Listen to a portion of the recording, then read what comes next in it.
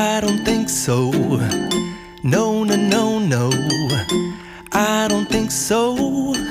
No, no, no, no. It's never, ever, ever, ever, ever, ever gonna happen. Já não aparecia cá há muito tempo. Como estou sozinho, os poucos que cá estavam abandonaram-me. A minha voz regressa, faz ricochete nesta sala vazia e devolve-me a desolação. Eis-nos de novo para o Império das Aspas, podcast onde falo sobre literatura, autores, fragmentos, poemas, e por aí vai. Aproveito este episódio para falar de algo que me foi endereçado há dias, a quando a compra de uns livrinhos. Durante um festival, estava uma banca de livros e eu estava a calcorreá-la com o meu olhar miúpe. Diante daquela bela seleção, o livreiro deve ter verificado o meu entusiasmo e entabelámos conversa. E só isto já me enche de entusiasmo. São raros, pelo menos aqui no Algarve, os livreiros ou malta dos livros que nutre o entusiasmo por eles. Talvez há uns anos fosse uma figura mais comum. Atualmente é uma figura, não diria extinta, mas é muito esquiva. É como se fosse um leopardo das neves que se tivesse ocultado numa biblioteca. Nós ouvimos histórias sobre a sua existência, mas há muito que não o vemos. E o livreiro interessado por livros e apaixonado por livros a ponto de os ler, vejam bem. Um livreiro que lê livros, ao contrário de figuras mais maquinais, o trabalho assim o obriga, pensando em funcionários da FNAC, que, diante de qualquer pergunta, por mais magra e despida de profundidade, não nos conseguem dizer seja o que for. São os tempos. Uma livraria que se ocupe de livros. E o facto de eu estar a dizer isto já é indicativo do tempo em que vivemos. Em Lisboa nota-se o avançar de livrarias ou de complexos cujos livros são uma coisa mais aguada. No entanto, há sítios onde a seleção é mais apurada, a curadoria é mais apurada. Podemos ir quase às cegas e é muito difícil escolher um livro mau. Não obstante tudo isso, se houver dúvidas, pois, falando no meu caso, aquilo que habita os meus bolsos são escassos papéis, não há assim muita forma de trazer uma comitiva de canhenhos para casa. Também o tempo é curto, não dá para ler tudo, mas mesmo que houvesse esse tempo, o dinheiro não nos auxilia nesse vício. O vício é um vício acautelado pela escassez de dinheiro. E é com alguma alegria que percebo que o livreiro sabe da poda. E entabelámos conversa, o que é que lês, o que é que te interessa. Começámos pela poesia e eu lanço logo 2 nomes. Houve ali um microsegundo.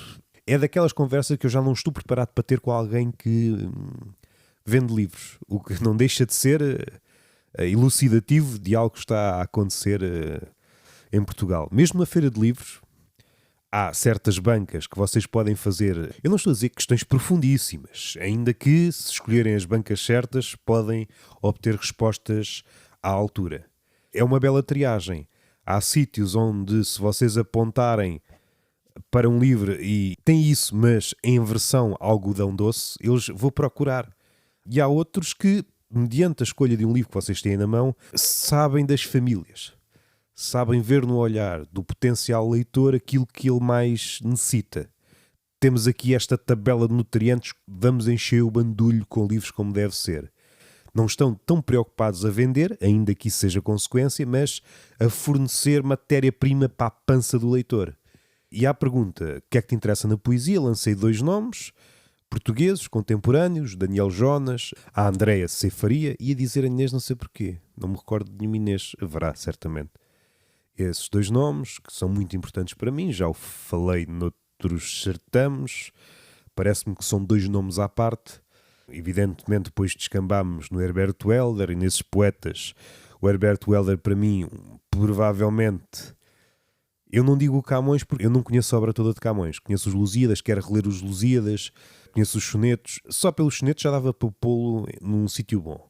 Ele já ficaria bem colocado. Fernando Pessoa, ao contrário do Herbert Welder, tem vindo a descer. Do que diz respeito à pole position do meu coração, falámos de Eugénio, mais uma vez, das releituras. À medida que envelhecemos, vamos criando uma espécie de comunidade. Comunidade essa formada por livros seguros, aos quais vamos voltando.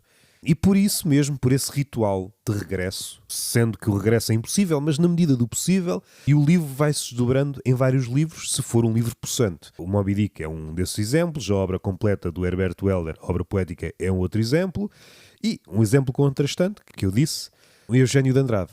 À saída lembrei-me, é verdade, esqueci-me de mencionar um livro que, nos últimos meses, possivelmente foi aquele que mais me impressionou na área da poesia, Cantos, do Nuno Moura. Um livro fantástico, além de ser poeticamente rijo, tem um lado que eu dou muito valor, seja na poesia, seja na prosa. É engraçado, mas é engraçado não no nível condescendente, mas no nível em que puxa a língua até aos seus limites. Nós sentimos as costuras da língua a dar de si, como que ao abrir-se dá-se uma música. É como se esses fios que mantêm tudo unido tivessem neles contido uma música e aproveitam, antes que tudo se fragmente, para dar uma espécie de canto de cisne, dos tecidos, dos fragmentos, dos átomos. Pronto, já vamos por aí, não vale a pena esticar a ideia. Andámos a divagar por muitos livros. Eu falei-lhe da República dos Dotos. Há aqui um escritor, Arno Schmidt, que é um escritor muito particular.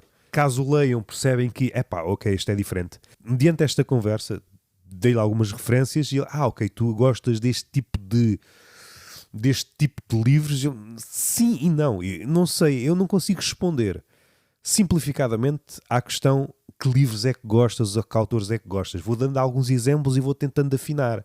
Eu sei o que é que gosto em autores como Herbert Welder, o Arno Schmidt, o Michaud, sei lá, o Thomas Bernard, o Rimbaud.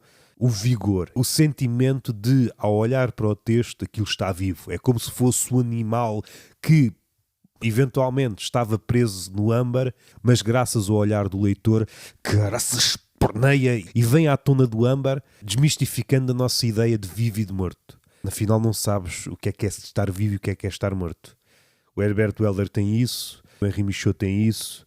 Tivemos a falar de alguns autores norte-americanos, estive a falar do David Foster Wallace, o livreiro era mais leitor do Thomas Pynchon, eu não sei se é assim que se diz, o Arco-Íris da Gravidade.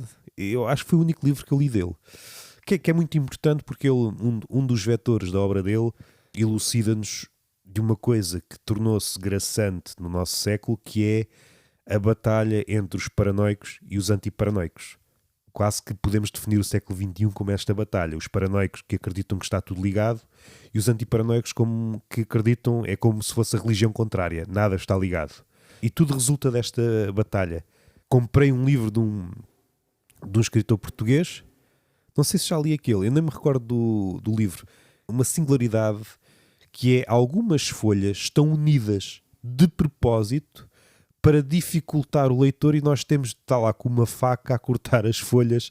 Pelo facto de ter lido algumas páginas e ter gostado, vai ser uma luta e seria impraticável se todos os livros fossem assim. Salvo erro, ele tem um de ensaios que também é assim. Quando é que o livro deixa de ser livro? Se o livro estivesse rodeado de cadeados e, ainda que seja essa a missão do leitor, o leitor é descodificar, mas até que ponto o escritor deve cifrar, deve pôr cadeados, porque se for de tal maneira blindado, podemos acreditar que aquilo é um cofre dentro de um cofre. É uma matriosca de cofres. A página em si está trancada. Não é preciso estes artifícios. Comprei porque gostei de algumas folhas que li. Caso contrário, eu não teria comprado. Não me parece que seja... É também isto que o autor quer. Uma barreira suficiente para afastar quase todos os leitores. Suponham um livro qualquer, desde o José Rodrigues dos Santos a um que vocês gostem de ler. Todas as páginas estavam coladas. E vocês, quero passar para a próxima faquinha ou algo do género, tac, com o perigo que isso está associado. Vocês podem lixar a folha e pronto. O ritmo altera-se só por este ato, mas também torna-se um ritual. No fim do livro, eu dir-vos-ei qualquer coisa. Comprei um livro de poesia, do mexicano. Eu tenho lido muita coisa. Li o livro do Franco Bifo Berardi. Bom livro, há ali vários eixos que me interessam, o eixo do trabalho, o trabalho como dogma, um tema que vai interessar muito aos seres humanos daqui para a frente. É preciso aprofundarmos nesse tema. Continuo sem resposta. Que livros é que eu quero? Quero regressar aos livros que me disseram alguma coisa, nem que seja para confirmar ou para desmentir aquilo que eu acho deles. Se o livro, a cada leitura, me continuar a oferecer coisas, mais uma vez, o Herberto, o Moby Dick, o Melville, os Cantos de Maldoror, mais uma vez há um eixo, é a força, é a inventividade. Eu gosto também do lado do humor, quando não é que o humor tenha de ser o eixo principal, mas uma das camadas. Quando uma das camadas é relativa ao humor, eu acho que ganha sempre qualquer coisa. Estou a ler os diários do Virgílio Ferreira, Contra Correntes, a memória não me falha. É um ganda calhamaço que une há alguns anos, supostamente aquilo vai continuar. Eu recordo-me de ver os diários no seu formato antigo, aquilo era uma fila enorme. Acho que tem outros diários relativamente mais ensaios filosóficos. Aquilo é um diário, vá. Ainda que o Pacheco criticasse aquilo, porque, segundo o entendimento do Pacheco, eram diários com vista à publicação, logo não é bem um diário. Bom, não me cabe a mim decidir qual é o território do diário. Aquilo que eu posso dizer, até ver, vou para ali na página 200, aquilo tem 1000 e tal páginas. Há qualquer coisa no Virgílio Ferreira que fica visível naqueles diários, nomeadamente o humor.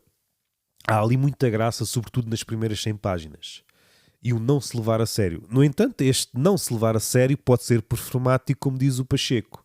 Não vou a esse nível de minudência, não vou a esse nível de detalhe. Estou ao corrente do que já se disse sobre algumas coisas. E um episódio engraçado.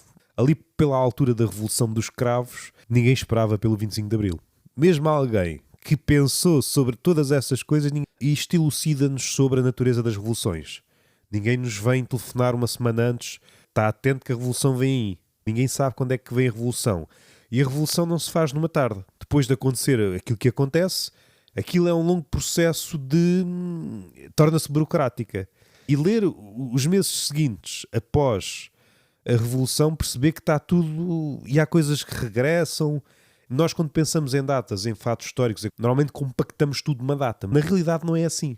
Não é assim.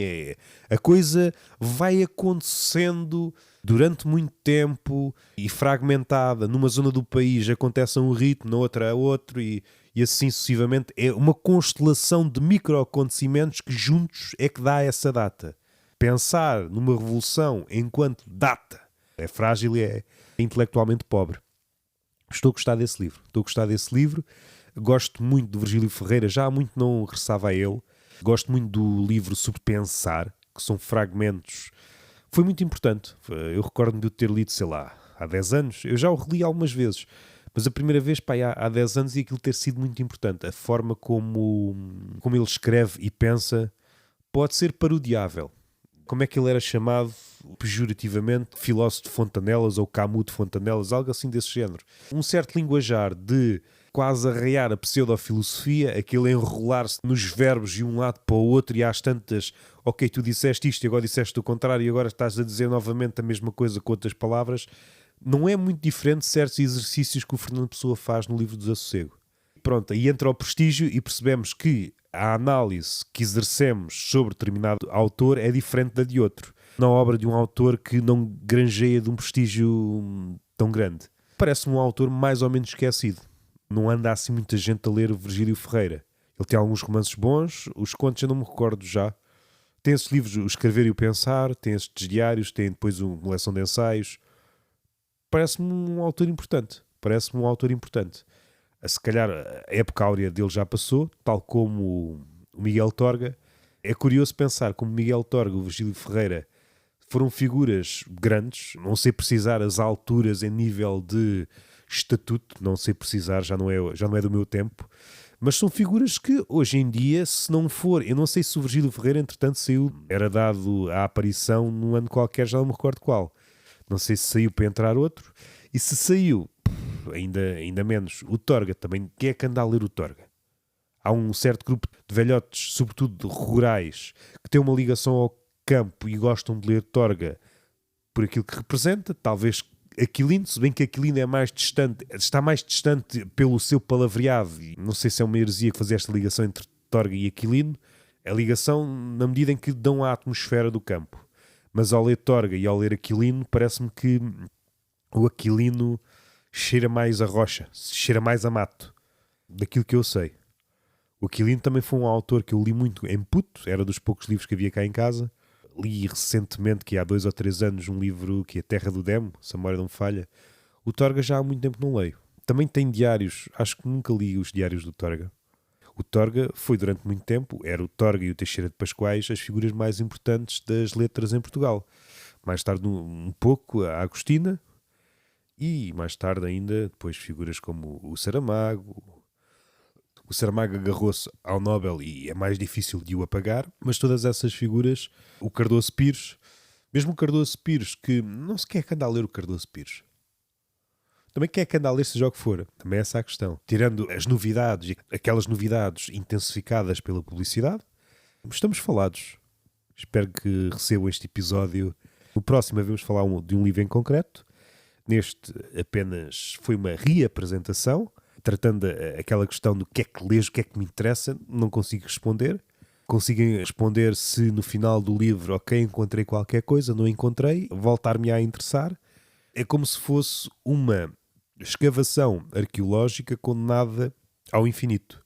Não há um ponto em que está feito. Não, dou por acabada porque tenho de ir à minha vida e depois regresso e percebo que está tudo na mesma.